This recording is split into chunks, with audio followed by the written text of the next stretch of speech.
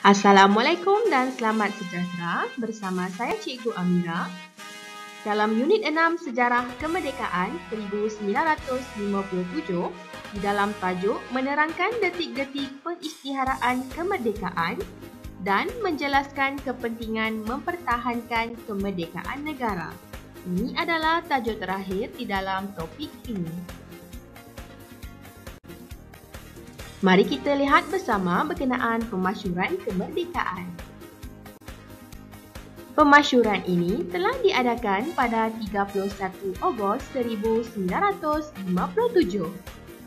Upacara pengisytiharaan kemerdekaan Persekutuan Tanah Melayu disempurnakan oleh Tunku Abdul Rahman di Stadium Merdeka, Kuala Lumpur.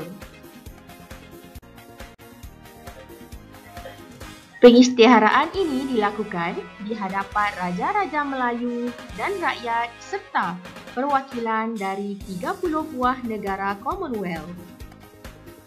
Untuk pengetahuan kamu, Commonwealth bermaksud negara bekas tanah jajahan British. Ini adalah gambar sebenar daripada pengisytiharaan tersebut, menunjukkan barisan Raja-Raja Melayu.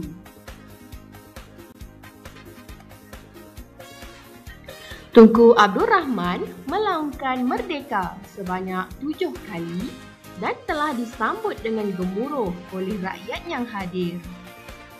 Tunku Abdul Rahman melaungkan merdeka dengan mengangkat tangan sebagai simbolik bahawa negara telah bebas daripada penjajah.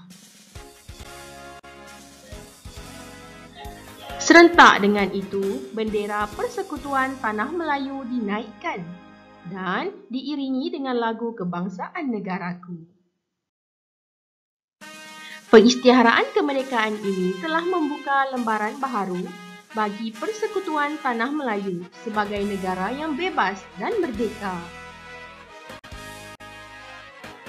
Untuk yang terakhir, mari kita lihat kepentingan mempertahankan kemerdekaan negara. Terdapat 3 kesemuanya. Yang pertama, mengekalkan keamanan. Pastinya kita ingin hidup dalam keadaan aman seperti hari ini. Maka kemerdekaan perlulah diteruskan. Dan yang kedua, menghalang penjajahan kembali. Sekiranya kemerdekaan tidak dikekalkan oleh kita, pastinya penjajah akan kembali dan memerintah semula negara kita. Dan yang terakhir, membentuk perpaduan. Kamu perlu ingat bahawa kemerdekaan negara telah dapat dicapai berdasarkan perpaduan di antara kaum. Sekian itu saja daripada cikgu. Terima kasih.